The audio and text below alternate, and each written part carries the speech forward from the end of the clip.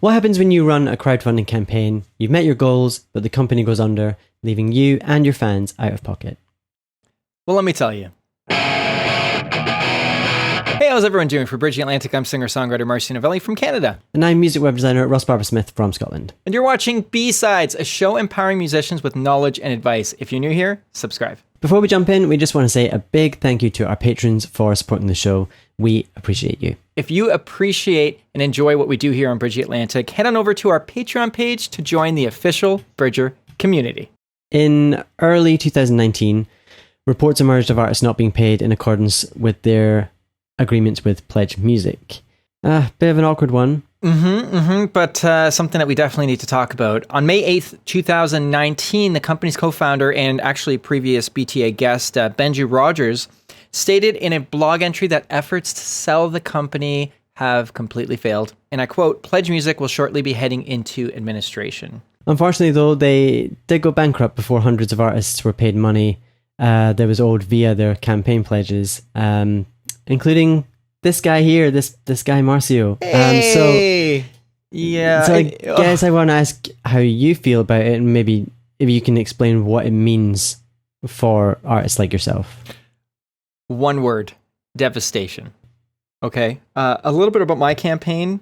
I had run this big campaign recording my second full-length solo album. I think it was a 3-month campaign. We hit our goal in 3 days. It was unprecedented for me personally. Not only did this situation delay the completion release of my own album by at least 2 years, but even worse, I felt, and I still feel, those who believe in me and my music enough to support me on the platform, that they've been completely let down.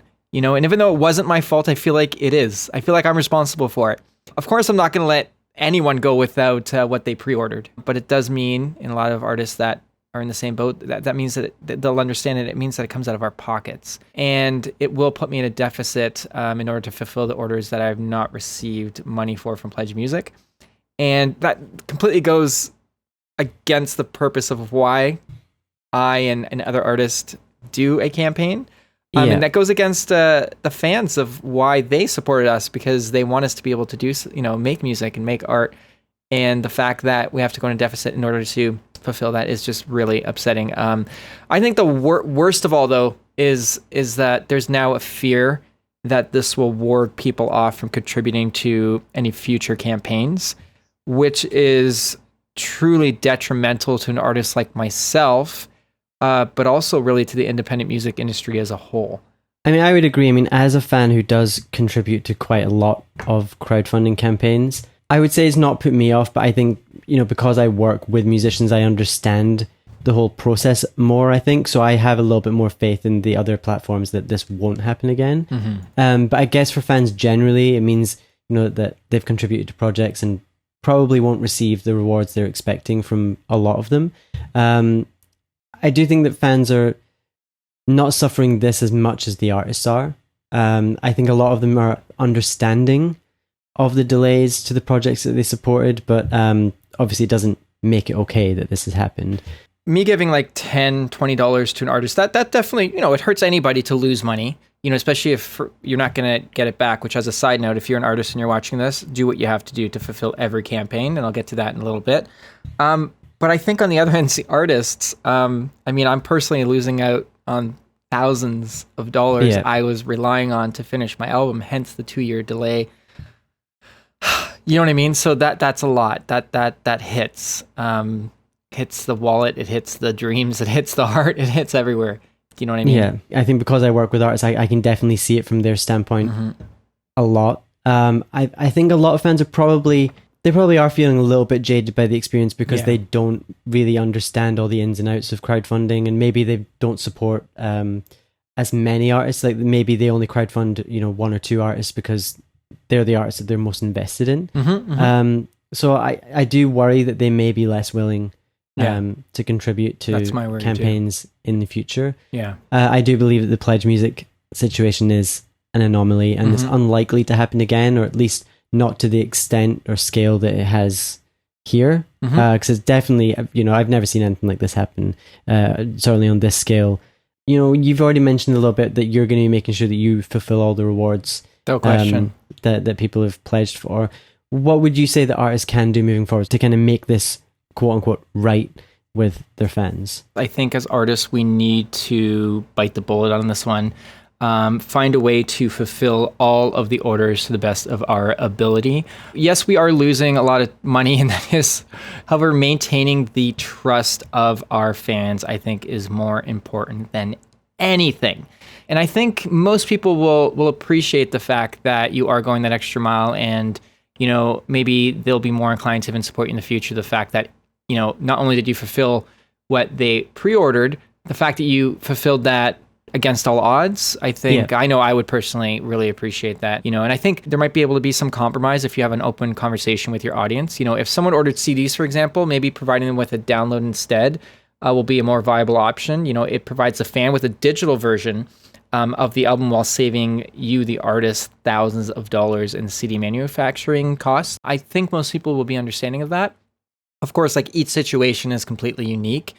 So you will have to have a think about it and figure out what's right for you and your audience. As an artist, you're going to know your audience better than we are, for example, because we're, you know, not you.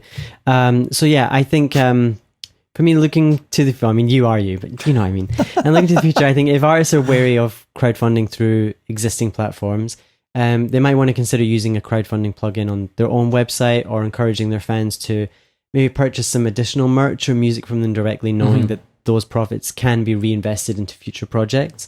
I do think it's unlikely that this kind of situation is going to happen again. So I would say other platforms are probably safe to use, but it's just really, you know, a case of weighing up the pros and cons before you make any decision on what you want to do moving forward regarding crowdfunding or similar kind of projects. I do want to point out one last thing. The many downsides of PledgeMusic. This was the main downside for me, at least in retrospect. It was their unique approach to preventing fraudulent campaigns by withholding the funds until artists delivered their finished product. On paper, this sounds great, right? But in actuality, it left PledgeMusic unable to pay out artists when the music was ready, because there was no way of the company knowing or anticipating when that music would be ready for release. So, word of advice from personal experience would be not to wait too long between your crowdfunding campaign and completing your project. You know, this will minimize the duration that the money is being held by any platform that runs the same model, and lower the chances of not receiving your funds, to ensure your fans receive what they ordered, which at the end of the day is the most important point to remember in all of this.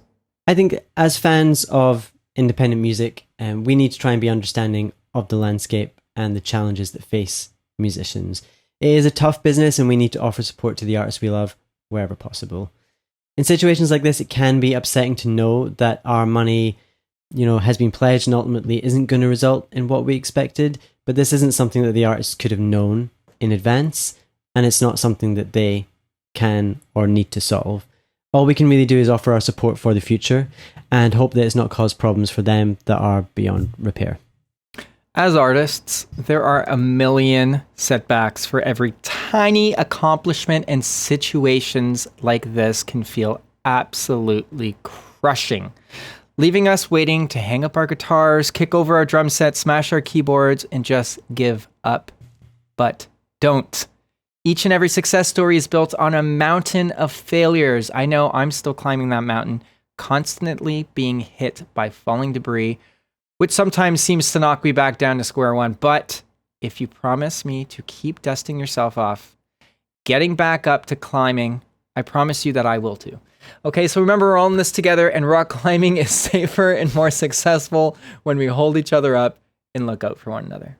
And if you want more from us, you can find us on Twitter, Facebook, and Instagram. And be sure to subscribe on YouTube and your favorite podcast app as well. If you want to pick up one of our shirts, you can visit our website and use the coupon code BTAROCKS to receive 20% off your order. This episode was brought to you by Social Surge and Electric Kiwi, two companies fully dedicated to helping today's musicians. So check them out, because they do what, Russ? They keep the show alive. And if you'd like to sponsor the show and become an official Bridger, join us on Patreon from as little as $1 per month. Not only will you be able to showcase your band or brand to our amazing audience, but your support will allow us to keep bringing you weekly videos here at Bridge the Atlantic. All right, so that's it for B-Sides. Thanks for tuning in, guys, and we'll see you next time.